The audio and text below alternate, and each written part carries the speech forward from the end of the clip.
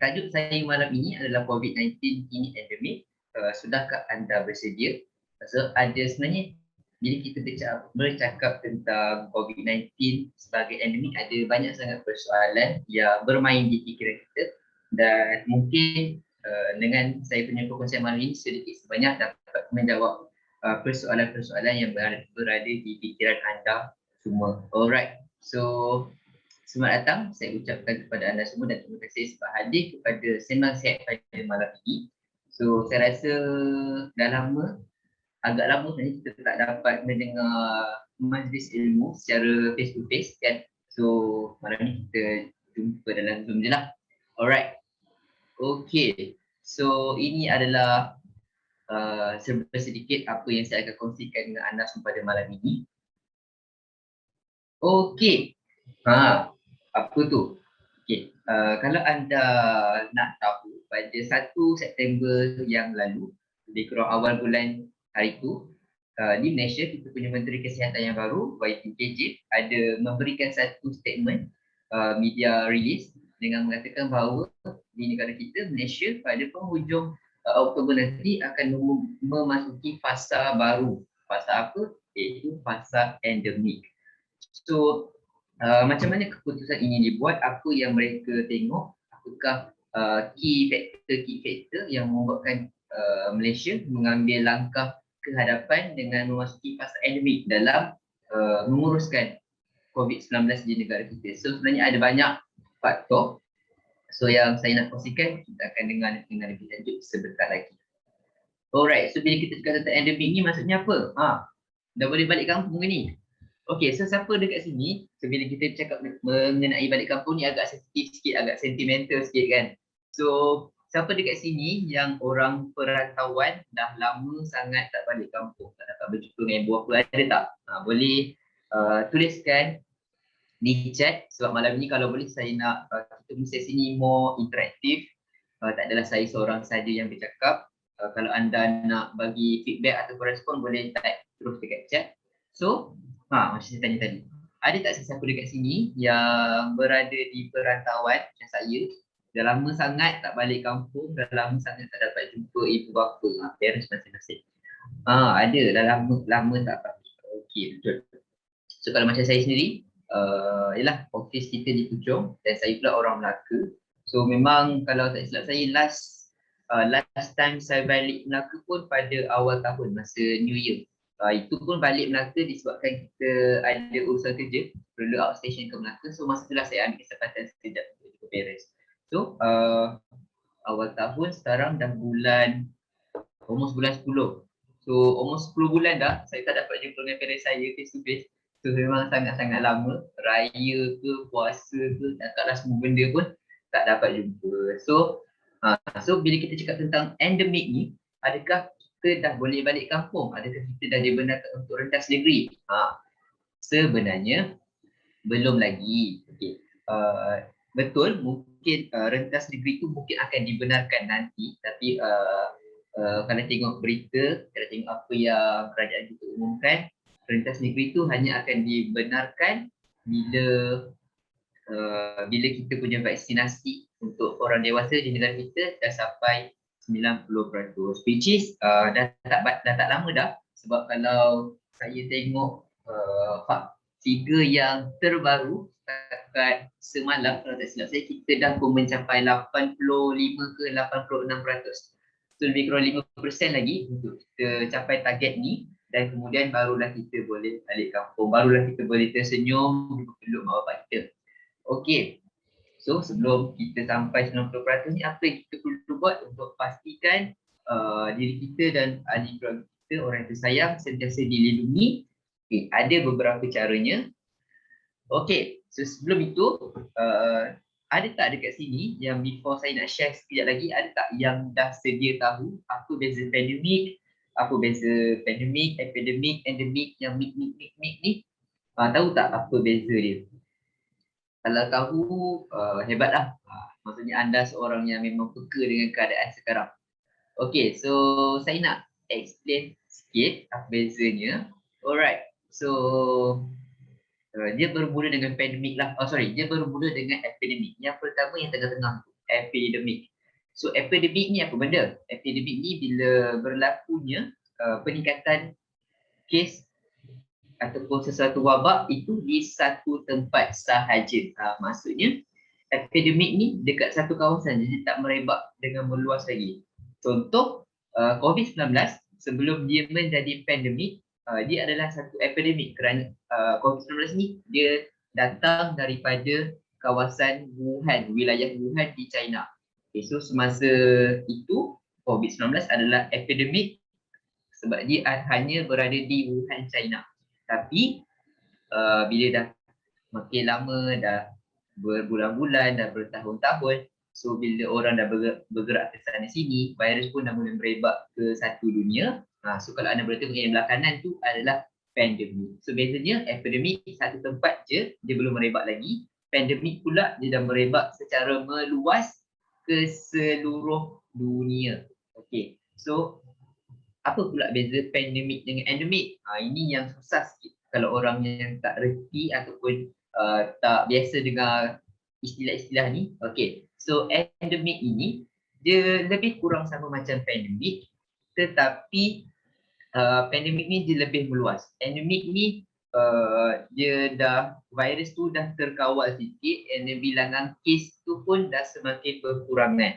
And then endemik tu maksudnya kita dah mula kita treat virus itu sebagai macam virus yang biasa saja.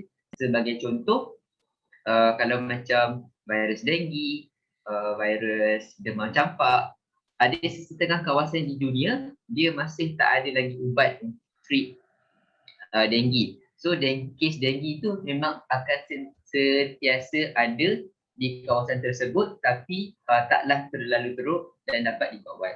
Contoh kalau macam dekat Malaysia, denggi pun sebenarnya masih lagi dianggap endemik sebab kes denggi kalau anda nak tahu sentiasa ada.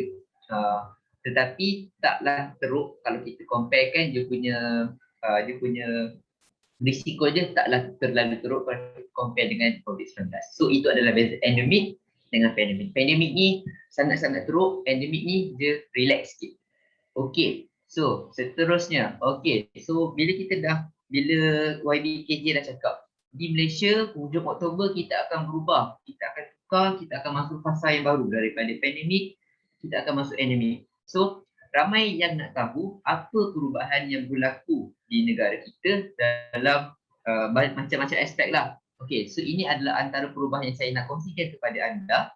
Yang pertama, yang paling jelas sekali, ini adalah update harian kalau masa dulu, masa kita treat COVID-19 di awal-awal pandemik, masa tahun 2020 dan sehinggalah update yang terbaru endemik tu. Okay, so kalau dulu kita di Malaysia, kita akan update kes harian kita hari-hari macam ni. Kita akan ikut negeri, berapa puluh ribu kes yang ada, ya, negeri mana ada banyak kes.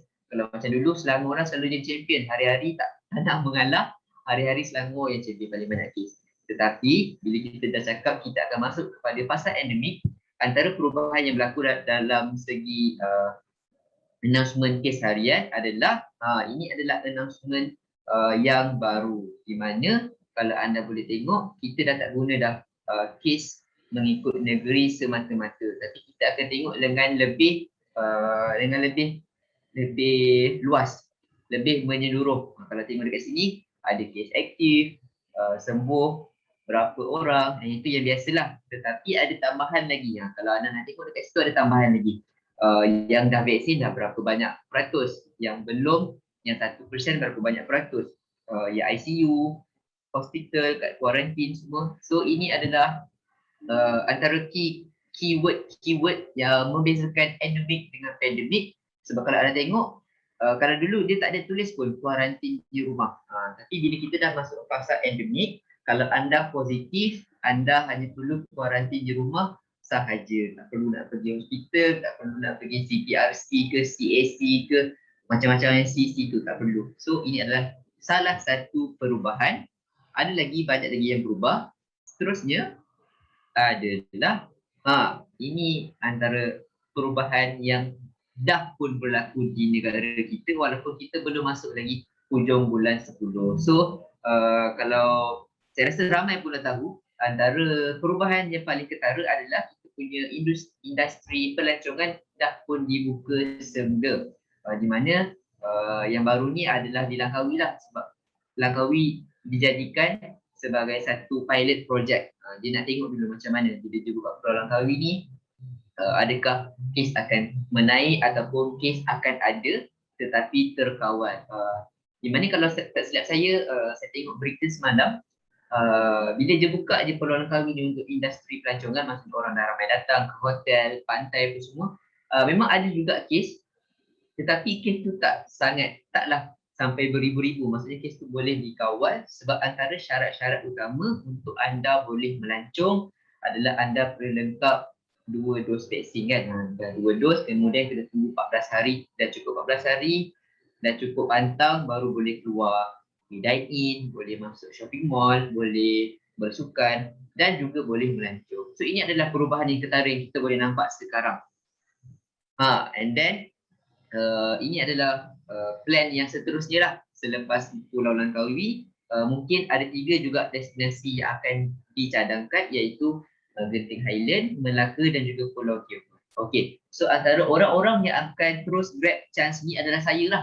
Sebab saya akan balik Melaka secepat mungkin bila dia dah dibenarkan. Okay, so ini adalah antara perubahan yang berlaku yang kita akan nantikan. So kalau anda semua yang dah cukup 2 dos, ada tak dekat sini yang berasal dari orang Langkawi? Yang sebelum ni ada buat bisnes kereta sewa ke, ataupun dia memang orang lokal Langkawi, boleh tak bagi feedback sikit kot lah. Ada nak tahu juga keadaan di Langkawi sekarang macam mana. So, saya tengok dekat Instagram, dekat Twitter, memang ramai sangat yang dah pergi ke pantai, naik boat lah, naik jet ski lah. Seronok sebenarnya tengok orang dah mula bercuti. So kalau ada boleh bagi tahu kot lah. Boleh share sikit dengan kita semua apa yang berlaku di Langkawi sekarang. Okay, so seterusnya antara perubahan yang berlaku. Okay, ini adalah kita punya pencapaian negara pada hari ini, di mana kalau dulu kita target immunity kelompok ataupun herd immunity akan dicapai apabila kita punya negara dah capai 80% vaksinasi. Tapi walaupun sekarang kita yang dah capai 80% adalah yang dewasa sahaja. Tapi kalau overall population kita masih dalam 60 ke 70%, sebab ada yang lebih 20% lagi tu adalah golongan-golongan remaja yang masih lagi dalam program vaksinasi sekarang. Kalau macam saya nak share sikit, kalau anda nak tahu, last Friday, Jumaat lepas, saya sendiri baru mendapatkan dos yang kedua. Sebab saya antara golongan-golongan terpilih untuk LZ yang sangat lama. So masa saya sampai dekat pusat vaksin kat PPV tu, pelik juga kenapa ramai sangat kan. Rupa-rupanya masa tu baru start untuk PPV, start untuk PICK remaja. So patutlah saya tengok masa tu ramai. So mungkin bila golongan-golongan remaja ni dah mula divaksin, InsyaAllah by end of October ataupun earliest awal November, mungkin kita dah pun boleh kembali kepada keadaan yang sedia kala. Mungkin kita boleh dapat jumpa face to face, insyaAllah. Alright. Ada lagi berita pasal vaksin tak habis kan. So pemberian dos ketiga vaksin bakal dilaksanakan. So sebenarnya ni bukanlah berita pelik, sebab kalau anda nak tahu di negara-negara luar, antaranya negara-negara di Eropah lah ataupun US, memang dah pun memulakan pemberian dos booster, dos ketiga booster. Sebab nak tahu sebab apa? Sebab varian COVID-19 ni yang terus berubah, dia keep changing, keep on evolve. So akan ada muncul varian-varian baru. Sebab adanya varian baru macam varian Delta yang kita tahu memang sangat-sangat bahaya, kita kena tambah booster dose. Dan kemungkinan dan saya tak adalah cakap ini adalah satu benda yang pasti. Mungkin pada masa akan datang, tahun depan kita mungkin ada booster dose setiap tahun. Mungkin kita tak tahu. Sebab ini adalah sains. Sains adalah satu perkara yang kita tak boleh nak kawal. Dia keep on changing, benda yang memang tak mutlak lah, dia sentiasa berubah. Okay, so kita dah masuk ke part kedua. Apa precaution, apa antara tindakan yang kita perlu lakukan. Ini yang saya nak tekankan pada malam ini untuk anda semua. Sebab ini adalah penting untuk kita mula menyiapkan diri memasuki fasa endemik by end of October. Okay, so pre-caution. Siapa dekat sini pernah dengar happy hypoxia? Boleh type 1. Kalau tak pernah, type 2. Kalau pernah dengar, tulis saya. Pada tulis saya tahu. Okay, nak tengok sikit siapa yang pernah dengar ataupun siapa yang tak tahu ataupun siapa yang tahu. Dua. Okay, alright. So, Kak Noh tahu happy hypoxia apa? Bagus. Okay, so happy hypoxia ni apa benda? Nama dia macam sesuatu yang tak berbahaya kan sebab dia happy tu. Tetapi sebenarnya happy hypoxia ni sangat bahaya sebab dia adalah satu keadaan yang boleh membunuh kita dalam senyap. Okay, so happy hypoxia ni dia berlaku apabila dalam badan kita ada darah. Dalam darah dia membawa oksigen. So bila happy hypoxia ni berlaku di mana bila oksigen dalam badan kita kurang daripada 95%. So bila oksigen dalam badan kita kurang, apa yang berlaku adalah kita akan mudah lemah lah. Tapi yang peliknya kita tak nampak secara fizikal keadaan tu. Secara fizikal, secara luaran kita nampak sama. Kita nampak relax and point, faham? Kita nampak tenang, normal, ceria seperti biasa. Tetapi sebenarnya oksigen dalam badan kita adalah berkurangan daripada yang normal. So kebanyakan pasien-pasien COVID-19, mereka kalau masuk ward ataupun kena home quarantine, memang KKM akan beritahu kena monitor oksigen setiap masa.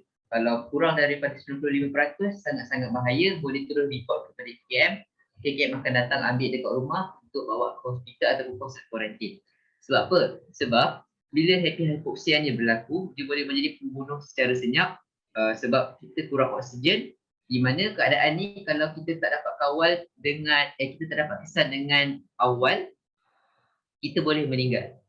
Contoh yang paling senang saya nak beri, kalau anda semua boleh ingat, kita semua terkejut kan dengan berita pemergian arwah yarham Siti Sarah kan, Siti Sarah Resudin, di mana masa antara sharing yang diberikan oleh suami beliau, suami arwah iaitu Syuib, dia ada share masa Siti Sarah dekat rumah, masa belum warded lagi, dia sentiasa monitor oksigen, tapi oksigen Siti Sarah masa itu, arwah Siti Sarah kurang daripada normal, lebih kurang 92 ke macam tu kalau tak silap saya lah. Yang awal-awal tu 92. Tapi masa tu mereka tak buat report dan tak pergi hospital untuk dapatkan rawatan. So at the end kita semua tahu apa pengakhirannya. So diharap benda ni dapat dijadikan sebagai satu pengajaran untuk kita semua, di mana walaupun nama je happy hypoxia, tapi benda yang berlaku bukanlah satu benda yang menggembirakan. So make sure anda semua aware dan ambil tahu dan sentiasa monitor. Yang monitor apa, kita lagi saya akan masuk tentang benda itu. Okey, seterusnya bila kita cakap mengenai happy hypoxia, oksigen dalam darah, dalam badan berkurangan, itu adalah salah satu faktor utama yang mengakibatkan nombor kematian di rumah tinggi. Kalau anda tengok, ini yang saya dapat ambil daripada page KKM pada 13 September, lebih kurang 2 minggu yang lepas. Kalau anda tengok yang saya bulatkan tu, bulatkan kanan bawah tu broad index. Broad index ni maksudnya orang tu meninggal di rumah, bila dia meninggal baru dibawa ke hospital, maksudnya dia tak sempat nak dapat rawatan tu. Okey, so jumlah broad index susah nak sebut, tinggi. Kalau anda tengok total 4,000, tetapi pada hari yang saya ambil ni 176. Maksudnya kalau anda tak monitor oksigen anda kemungkinan boleh tergolong dalam 4,000, 3,000 lebih ni. So ini adalah salah satu punca utama kenapa ramai pesakit yang brought in death. Maksudnya dia ada COVID-19 tapi dia tak tahu, oksigen dia rendah tapi dia tak tahu, already innalillah wa inna ilaihi raji'un. Itu yang kita tak nak lah, bahaya. So, apa yang anda perlu lakukan untuk mencegah daripada menjadi perkara yang sama? Okey, yang pertama, satu keluarga, satu pulse oximeter. Siapa dekat sini yang ada pulse oximeter sendiri dekat rumah? Yang dah beli dekat farmasi ke, dekat Shopee ke, tak kisahlah. Tapi dekat rumah, memang ada satu oximeter. Okey, admin kita ada, bagus? Ada. Ada tak yang belum ada lagi? Boleh tak? Siapa yang tak ada lagi cuba nak tengok kot lah, ada yang tak ada lagi kan? Ada. Okay, so far saya tengok ramai yang ada. Kak Fatimah ada, Kak Masitah ada, Kak Fana ada, Cikgu Zahani ada. Tak ada. Oh, ada juga yang tak ada. Kak Aini, Kak Rohaya tak ada. Kak Surina pun tak ada. Okey, siapa yang tak ada ni, esok keluar pergi farmasi terus beli. Boleh tak? Ataupun senang beli kat farmasi lah, tak payah beli Shopee. Sebab Shopee ni kadang-kadang lambat. So benda-benda yang macam penting ni kita perlukan dengan segera. And then kalau macam dekat Shopee pun, kadang-kadang saya tengok dekat berita kan, dekat Facebook ada orang tu dia masuk kat pensel pun ada oksigen juga dalam pensel tu. Maksudnya benda tu taklah tepat sangat. So kalau nak yang tepat, boleh beli dekat farmasi, insyaAllah ada yang tak mahal sangat pun. Okay, so saya pun ada ni menanya oximeter. So kalau macam anda, kalau macam saya sendiri, anda boleh tanya Kak Fana ataupun admin kita. Hampir setiap hari lah saya tak pernah miss untuk check oksigen saya masa dekat office. So memang setiap hari anda wajib buat sekali untuk kita sentiasa monitor oksigen kita, kita sentiasa monitor kita punya kadar nadi. So kalau anda nak tahu apa bacaan yang normal, kalau untuk oksigen ataupun SpO2, kalau anda tengok dekat oximeter tu kadang-kadang dia tulis SpO2, betul tak? So SpO2 tu tanya oksigen lah. So kalau yang bagusnya, yang normal 96% ke atas. Jarang ada 100%, memang selalunya kurang daripada 100 lah. Kalau 95 tu dah macam borderline, tapi still okay lagi. Kalau anda kurang daripada 95, maksudnya anda dah boleh dapatkan nasihat daripada doktor dan boleh buat call lah KKM untuk apa next steps anda perlu buat. Malam ni kalau anda sambil-sambil anda dengar ni, mungkin boleh try juga buat kot lah kan. Nak check, tiba-tiba nak check kan. Bila saya ingatkan baru teringat nak buat. Okay, so kalau macam nadi pula, bacaan yang normal adalah 40 hingga ke 100. And then temperature. Kalau temperature ni tak boleh lah nak guna oximeter. Ke ada oximeter yang boleh guna, boleh check temperature sekali? Macam mahal sangat kan oximeter yang tu. Tak silap saya, oximeter hanya boleh oksigen dan pulse rate sahaja. Okay, so yang penting adalah make sure satu rumah kena ada satu oximeter untuk kita monitor. Lebih-lebih lagi kalau mereka yang bekerja tu memerlukan untuk keluar rumah setiap hari, kena pergi office ke, memang selalu berjumpa dengan orang ramai di luar. So make sure kita check, sebab kadang-kadang kita tak tahu yang kita ni tak sihat dan kita tak tahu yang kita ni tak ada COVID-19. So make sure kita sentiasa be prepared. Okay? Alright. So antara norma-norma baharu, ini adalah apa yang anda perlu lakukan. Kenapa ada norma baharu? Norma baharu yang lebih baru daripada yang dulu. Boleh faham tak? Kalau macam dulu kita ada norma baharu kan, kena pakai mask, kena jarak fizikal. Tapi ini yang lagi baru. Sebab kita ada varian Delta yang sangat-sangat bahaya, yang sangat-sangat senang merebak. Dan bila dia merebak, dia bukan setakat kita, bukan setakat positif, kita juga boleh ada simptom-simptom yang terus teruk. Kalau dulu mungkin COVID-19, bila kena, tak ada apa-apa simptom. Tapi bila varian Delta ni, bila kena je terus sesak nafas, terus kena masuk ke oksigen, itu yang kita tak nak. So bila ada varian Delta ni, kita ada norma yang lagi baharu, iaitu apa? Sebelum itu varian Delta ni dia dikenali sebagai super strain. 60% lebih cepat merebak macam saya cakap tadi. Dan disebabkan varian Delta lah, kita perlu ada kemungkinan untuk ada dos booster vaksin sedang dikaji lagi di negara-negara barat. Mungkin kita pun akan ada juga. Okay, so ini norma baru yang saya cakap tadi. First, pakai double mask. Kalau dulu single mask cukup, sekarang single mask tak cukup. Kalau anda berjumpa dengan orang keluar hari-hari tak cukup single mask. Kena at least 2. Kalau lagi bagus, KKM ada bagi tahu 3 kan. Mask yang medical mask, kemudian mask kain, kemudian ketiga tu pakai yang face shield sekali. Kalau orang yang tak ada masalah pernafasan, dia pakai tak sesak nafas, boleh buat macam tu. Kemudian kita kena ada sentiasa ada self test kit ni, ujiankan diri. Kalau boleh dekat rumah tu make sure at least ada satu lah at least. Sebab sekarang ni kita, yelah, bila kita cakap tentang endemik ni, maksudnya virus tu dah memang sentiasa berada di sekitar kan.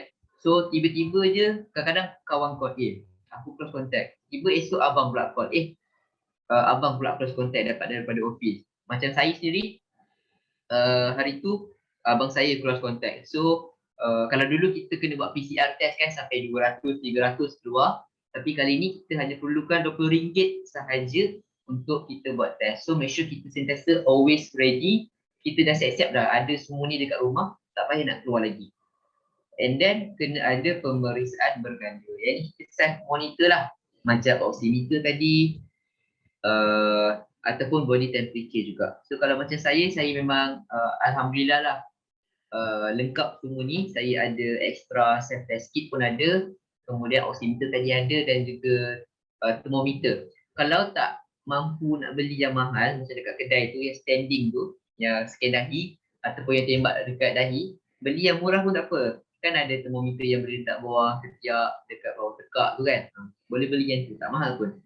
Itu pun cukup supaya kita dapat monitor temperature kita ada, dapat check thermometer kita ada, oximeter pun kita ada. Walaupun nampak macam benda yang kita ambil mudah, tapi saya nak tekankan, make sure kalau boleh anda adalah semua ini, sebab kita tak tahu apa yang boleh berlaku dekat kita ataupun keluarga kita. Kalau ada yang ada anak-anak kecil kan kat rumah kan, tu yang lagi kita risau kadang-kadang. Sebab kita orang dewasa kita dah vaksin, tapi kalau untuk budak-budak kecil yang sekolah rendah umur 12 ke bawah, mereka tak ada vaksin lagi untuk diorang. So apa yang kita boleh buat untuk bantu protect diorang adalah dengan protect diri kita dahulu. Okey, kemudian ni ada 3 key yang anda perlu lakukan juga selain daripada precaution yang tadi. Yang first kali, make sure anda ada listkan senarai nama yang memang anda selalu jumpa frequently dalam life anda lah. Maksudnya kalau macam saya ada list office mate saya, kemudian housemate saya, dan sesiapa lagi lah yang anda selalu jumpa, just in case kalau anda positif, anda boleh bantu KKM untuk buat contact tracing. Sebab kadang-kadang kita lupa, kita keluar, kita pergi mana-mana, kita tak ingat kita jumpa siapa kan. So kalau anda boleh get ready dengan list of orang-orang yang selalu berada di sekeliling anda, lagi baik, lagi better, supaya dapat memudahkan kerja KKM dan memudahkan kerja anda. And then second ialah pengudaraan yang baik.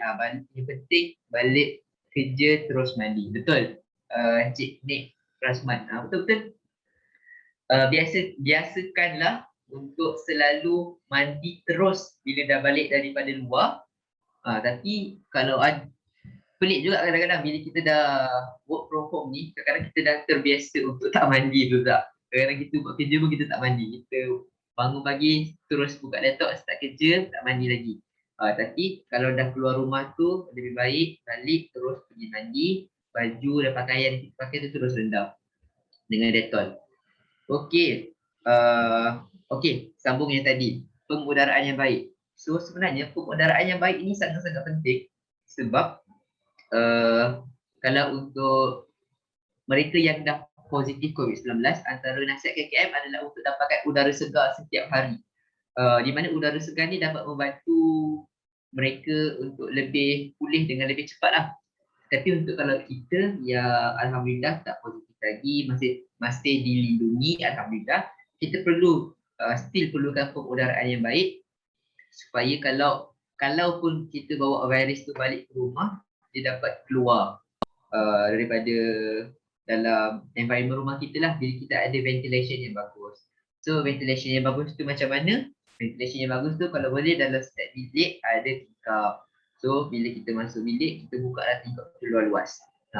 So ventilation yang baik ni pun adalah antara key yang anda perlu tengok kalau anda nak pergi dine in. Saya nak share dengan anda. Kalau macam saya, sekarang saya tak boleh dine in lagi lah. Tapi kalau nanti dah boleh dine in, antara perkara yang saya akan tengok dulu untuk saya dine in dekat sesuatu kedai makan, restoran ataupun mana-mana kedai adalah tempat tu ada pengudaraan yang baik ataupun tidak. Sebab kalau tak ada pengudaraan yang baik, kemungkinan saya tak masuklah tempat tu sebab kita risau. Bila kita tengah makan kan, contoh bila kita tengah makan, kita of course dah makan, kita buka mask. Tiba-tiba ada orang batuk pula, ada bersin pula, ataupun yang lagi takut lagi orang yang tak vaksin tapi curi-curi daging, itu pun kita risau. So make sure kalau nak pergi kedai makan, nak bawa anak-anak keluar, tengok dulu tempat tu ada pengudaraan yang baik ataupun tidak. Okey, saya rasa tadi ada satu soalan daripada Kak Cynthia. Kalau kita guna rapid test kit, result negatif, boleh guna pakai ke? Boleh, boleh. Sebab sekarang memang KKM pun dah tak silap saya ada keluarkan satu guideline di mana kalau kita buat self test kit tu, kita boleh update dekat dalam MySejahtera kita juga. And then kalau let's say kalau negatif, alhamdulillah lah kan, tak positif. Tapi kalau in case kalau ada keadaan kalau anda buat self test kit tu yang guna IDEO tu tiba-tiba positif pula, so anda boleh gunakan result positif tu untuk report kepada CAC yang terdekat. Mereka akan ambil positif tu sebagai satu yang sahih lah. Boleh guna result yang kita guna self test kit tu, boleh guna, maksudnya tak perlu PCR untuk confirmkan. Okey, and then yang ketiga adalah kita elak kawasan sesak yang tertutup. Kalau macam sekarang, semua tahu mall dah pun mula dibuka. Yang saya risau kawasan yang tertutup lah. Sebab kalau kawasan-kawasan yang terbuka ni macam kalau bersukan ataupun pergi melancong mana-mana, yang tu kawasan dia terbuka. So walaupun ramai orang, tapi dia masih lagi okay in term of ventilation. Tapi kalau kawasan yang tertutup ni kita risau sikit. Dah lah dia tertutup, lepas tu ramai pula lagi. So itu adalah macam nightmare lah kalau saya. So kalau boleh, make sure anda ada 3 perkara ini. Make sure ada simpan list of close contact sekeliling anda. Make sure anda ada ventilation yang baik di rumah, di tempat kerja ataupun di mana-mana destinasi anda nak tuju. Dan yang ketiga, make sure anda elakkanlah seboleh-bolehnya kawasan yang tertutup dan sesak. Okey. Seterusnya, ini adalah apa yang kita boleh buat untuk tingkatkan imunisasi kita selain daripada vaksin, selain daripada dah buat norma-norma baru tadi. So dia very simple, very basic, but it is also very important. Apa benda dia? Ada 3 perkara yang saya nak share, nak highlight malam ni. Kalau anda tengok, nampak macam sangat-sangat senang. Sebab macam yang dia cakap ni benda basic je, tapi penting ke? Sangat penting, sebab benda ni nampak macam ringan, tapi kalau kita titik beratkan, kita jaga betul-betul, ia mungkin dapat membezakan anda positif ataupun anda negatif COVID-19. Yang pertama, kawal pemakanan. Kawal pemakanan yang macam mana? Kalau boleh ambil sayur-sayuran, buah-buahan, ataupun makan secara seimbang kalau boleh. Kurangkan makanan-makanan yang kurang sihat macam yang bergoreng-goreng tu kurangkan, yang fast food tu kurangkan, and then yang macam trend sekarang air-air manis tu kan, life lah, boba, segala jenis adik-beradik boba tu, kalau boleh kurangkan dulu uh, minum dan makan perkara benda-benda yang menyihatkan lah. Kalau macam makan sayur buah-buahan kena ada. Kemudian air, ya betul, air suam ataupun air kosong, kurangkan air-air yang manis. Kedua, bersenam. Kalau anda nak tahu uh, antibody semula jadi dalam badan kita akan meningkat kalau kita bersenam sebanyak mana. Kalau sehari tak dapat sejam, tak dapat setengah jam, dapat 15 minit pun jadilah. Make sure asalkan ada. Kalau anda jenis yang busy, balik kerja pun dah maghrib ke rumah, cubalah cari masa-masa celah-celah mana yang ada. Kalau macam mana yang duduk apartmen ke, naik tangga sikit, ataupun dekat office naik tangga, jalan kaki, parking kereta jauh sikit. Kalau yang duduk rumah teres lagi lah okey, dapat jalan-jalan ambil angin sikit kan. So make sure yang penting anda ada bersenam. Kalau tak dapat lama, dapat sekejap pun jadilah. Penting bersenam sebab dia dapat meningkatkan antibody semula jadi dalam badan. Ya betul, ada orang ambil suplemen, ada orang tak miss suplemen. Tetapi kita kena ingat bila kita cakap pasal immunity badan, ia adalah multi approach, bukannya single direct approach. Kita kena kawal semua yang kita boleh kawal, barulah immunity kita tip top. Kita dah kawal makan, cantik. Kita ambil suplemen, cantik. Kita kena juga bersenam. Dan yang ketiga, akhir sekali kita kena always buat medical check up. Kalau macam musim sekarang, takut nak pergi hospital, nak buat check up, tak apa. Yang penting kita monitor yang saya cakap tadi. Saya faham kalau macam sekarang kita takut nak check gula, nak check kolesterol dekat farmasi kan.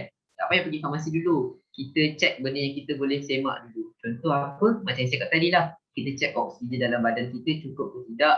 Kita check temperature badan kita cukup ke tidak. Okey, cukup setakat itu dulu. Mana yang kita tak boleh buat sekarang, kita hold dulu. Nanti bila dah boleh keluar, kita dah berani, dah tak takut sangat, baru keluar, baru kita get back to normal. Boleh buat medical check up 3 bulan sekali ataupun 6 bulan sekali di mana-mana farmasi, klinik ataupun hospital. Okey. Alright, so kita dah masuk part yang paling penting, iaitu kita nak protect, kita nak mencegah, sebab mencegah itu lebih baik daripada merawat. Ada orang dia cakap je benda ni hari-hari tapi kadang-kadang dia pun tak buat sendiri. So kalau boleh, sebab kita sekarang kita tengah berdepan dengan wabak virus yang sangat-sangat bahaya tau. Kita bukannya berdepan dengan demam sesama, kita bukannya berdepan dengan demam campak ataupun batuk-batuk biasa. Kita sekarang ni tengah berdepan dengan COVID-19 yang di mana kalau kita kena boleh meninggal dunia. So kalau boleh kita tak nak sampai ke tahap itu. Kita cegahlah selagi boleh. Dengan cara apa? Okey, so sebelum saya masuk kepada produk kita, ini adalah ikhtiar yang pertama yang kita boleh saya katakan wajib juga untuk kita kita lakukan, iaitu kita ambillah vaksin. Kalau mana yang boleh vaksin lagi, saya harap dapat terbuka hati untuk pergi vaksin, sebab ini adalah kita punya unjuran ataupun estimation. Kalau kita punya vaksinasi terus berjalan dengan lancar, kita punya case kalau anda boleh tengok akan menurun. Kalau sekarang hujung bulan 9 kan, so sebenarnya kalau kita tengok trend case kita menurun, memang selari dengan apa yang dah ditunjukkan dalam graf ni. So kalau kita maintain Malaysia hari-hari dengan golongan yang vaksin makin ramai, insya-Allah kita punya kes akan turun dan kita kembali normal. Boleh dengar suara saya tak? Ada Kak Farida cakap suara slow. Dengar. Dengar tak ada masalah Okey. Alright, so kita teruskan. Ini adalah ikhtiar yang pertama, iaitu vaksin. Protection yang kedua yang penting adalah ini dia, ovelin klorofil. Siapa yang ada dekat rumah type ada? Takkanlah tak ada kan? Ni kalau tak ada ni tak boleh panggil abelian ni. Ini antara syarat-syarat wajib untuk jadi abelian. Lebih-lebih lagi sekarang. Kalau tak ada propolis, tak ada klorofil, kisau. Kalau tak ada, saya call. Esok beli. Okay, so ini adalah Avel E klorofil. Sangat-sangat bagus. Lebih-lebih lagi dalam musim wabak sekarang. Sebab ada banyak manfaat. Yang pertama, Avel E klorofil, of course, bila kita cakap pasal virus, dia dapat improve kita punya overall immunity dalam badan, dapat membantu meningkatkan sistem imun tubuh badan kita. Itu yang pertama. Yang kedua, apa lagi yang bagus pasal E klorofil adalah ini yang highlight dia, dapat membantu optimumkan penyerapan oksigen dan nutrien. So ini yang saya nak kaitkan dengan happy hypoxia tadi. Sorry. Okay, so happy hypoxia tadi kan berlaku bila kita tak cukup oksigen tu tak? So kita boleh minum Avel E klorofil untuk make sure oksigen dalam badan kita sentiasa mencukupi. Dapat 1 paket sehari dah sangat-sangat okey lah, dah cun lah. Dan yang ketiga, klorofil kita juga dapat membantu balance up kita punya pH dalam badan. So, lebih-lebih lagi untuk orang-orang yang selalu keluar, macam saya cakap tadi, bila kita keluar ni, bila kita keluar berjumpa dengan orang, pergi ke sana ke sini, kita expose badan kita dengan macam-macam benda. Of course, first kita expose dengan risiko COVID-19. Second, kita expose dengan pencemaran, macam-macam pencemaran lah. Pencemaran gas, pencemaran asap, pencemaran bau. Semua tu, and then furthermore, kita expose diri kita dengan macam-macam pilihan makanan. Di mana semua benda ni, bila kita ambil kira, akan efek pH dalam badan kita. Di mana kalau pH tu terlalu acidic pun tak elok, terlalu alkali pun tak elok.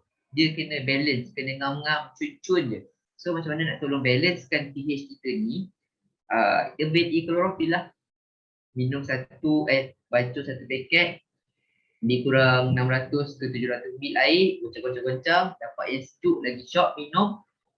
Make sure sehari make sure kena ada minum. InsyaAllah pH kita okey, oksigen kita cukup, kita punya immunity pun selalu tip-top. Okey, so apa yang membuatkan klorofil kita ni sangat bagus, dapat improve oksigen macam mana? Saya pernah share sebelum ni dalam produk talk sebelum ni lah. Siapa ingat lagi apa yang saya share masa tu? Okey, so hemoglobin adalah nama lain untuk sel darah merah. Kalau mana yang stem dengan hemoglobin, dia ni adalah red blood cell. HP adalah satu komponen yang ada dalam sel merah, sel darah merah badan kita. So kalau untuk manusia, antara main kita yang utama dalam badan kita adalah darahan, betul tak? Tetapi untuk klorofil pula adalah umpama darah untuk tumbuh-tumbuhan. Di mana kedua-dua perkara ini adalah lebih kurang sama. Kalau tumbuh-tumbuhan, dia tak ada klorofil, pokok tu tak akan hijau, pokok tu tak akan hidup, dia akan layu selayu-layunya. Sama juga dengan manusia. Kalau manusia tak ada darah, kehilangan darah, kita juga akan lemah selemah-lemahnya. So dia memang sama. So kalau anda boleh tengok, dia punya structure pun sama. Yang bezakan cubalah yang tengah-tengah tu, yang center atom dia tu, yang pusat dia. Kalau dalam manusia, kalau darah manusia, yang tengah-tengah tu adalah elemen ferrous ataupun elemen besi. Tapi kalau untuk klorofil pula, yang tengah-tengah tu adalah magnesium, Mg. Itu je yang beza dia. So disebabkan oleh rupa yang lebih kurang sama, yang hampir sama, bila kita minum air klorofil kita especially, dia dapat membantu dalam menghasilkan sel darah merah dengan lebih banyak. Okey, so bila sel darah merah tu dapat ada lagi banyak, Bila banyak sel darah merah terhasil, lagi banyak oksigen yang dapat dibawa ke seluruh tubuh badan kita. Sebab kita kena tahu oksigen darah adalah transporter utama oksigen dalam badan kita. Tak ada darah, tak ada betul. Tak ada darah, tak adalah oksigen. Tak ada oksigen, tak bernyawa lah kita. Okey. So klorofil kita ni sangat-sangat best kalau compare dengan klorofil brand-brand lain di luar. Sebab kita punya klorofil adalah daripada klorofil mulberry. Sangat tinggi dia punya khasiat klorofil tu. Kedua, kita ada masukkan ekstrak daun purina. Sebab tu, kalau anda minum air klorofil kita, dia punya rasa sangat-sangat minty, sangat berangin. Macam ubat gigi, betul tak? Dan ketiga, ada juga daun stevia yang berikan rasa-rasa manis sikit ujung-ujung tu. So, gabungan bahan-bahan kandungan yang awesome ni, itulah yang memberikan khasiat-khasiat yang sangat penting untuk tubuh badan kita. Sebab contoh macam klorofil mulberry itu sendiri, dia tinggi dengan antioksidan. Sebelum kita cakap pasal antioksidan, dia adalah bersifat anti-kanser, anti-inflammatory dan semua yang anti. Maksudnya antioksidan sangat-sangat bagus. Alright, so kita dah hampir sampai ke penghujungnya. Ini adalah testimoni-testimoni daripada pengguna yang dah mengamalkan ability klorofil. Yang pertama, bila testimoni pertama ni dia minum klorofil, obviously yang sangat ketara, badan yang mudah letih dahulu dah tak letih. Sentiasa rasa bertenaga. Selama 2 tahun mengalami masalah badan mudah letih dan lesu, tapi bila dah amalkan klorofil, sentiasa rasa bertenaga dan tak lagi rasa lesu. So ini adalah antara testimoni. Kemudian anemia juga. Okey, kalau anemia pula adalah disebabkan oleh HP dalam badan kita rendah. So macam saya cakap tadi lah, HB itu adalah satu komponen di dalam sel darah merah kita. So bila kita ambil klorofil, kita punya HB akan bertambah, darah merah kita juga akan bertambah, dan secara tak langsung oksigen kita juga akan bertambah. Okey, so bila cakap pasal low HB ataupun anemik, orang yang ada anemik, ciri-ciri yang pertama sekali diagnose adalah low HB. Bila low HB, kita dah ada oksigen tu tak? Bila tak ada oksigen, sebab tu orang yang anemia, dia sangat-sangat mudah untuk jatuh pingsan ataupun mudah untuk kolaps dekat mana-mana. Tak kisah dekat rumah ke, dekat shopping mall ke. Kawan saya dulu, saya nak share cerita. Saya dulu adalah seorang student dietetik ataupun dietitian ataupun nutritionist lah, adik-beradik lah tu. Kami intern di hospital. Kita bila semua tahu dekat hospital kan sangat busy. Macam doktor tak pernah dapat duduk sentiasa berjalan pergi ward sana, ward sini, jumpa patient kan. So kawan saya tu semasa hari tu kita berada di hospital masa tak ingat. So semasa berjalan tu tiba-tiba dia collapse. So saya tahu dia memang ada anemik. So itu adalah salah satu contoh bahaya anemik untuk anda yang tak ada ambil apa-apa supplement dah. So anemia kalau boleh di klorofil kita pun dapat membantu juga. Okey, dah sampai ke akhir sekali, iaitu poin-poin penting yang anda perlu amalkan. Betul, anemia ni macam darah rendah. Betul. Dia low HP lah darah tu. HP rendah. Okey, so key point yang pertama, make sure anda sentiasa berwaspada dan proaktif. Kalau boleh, kita tak nak sentiasa react saja, tapi kita kena proaktif juga. Proaktif macam mana? Maksudnya kalau kita takkanlah kita nak tubuh kita positif dulu baru kita nak amalkan semua yang saya cakap, tak betul tak? So selagi kita sihat lagi, selagi itulah kita perlu amalkan semua yang saya cakap tadi. Yang norma-norma baru tu, oximeter, termometer, jaga makan, bersenam, klorofil. Itu semua adalah langkah-langkah proaktif yang anda boleh buat. Dan juga berwaspada, maksudnya berwaspada tu jangan pergi kawasan yang sesak, make sure anda pakai mask, make sure anda ambil vaksin.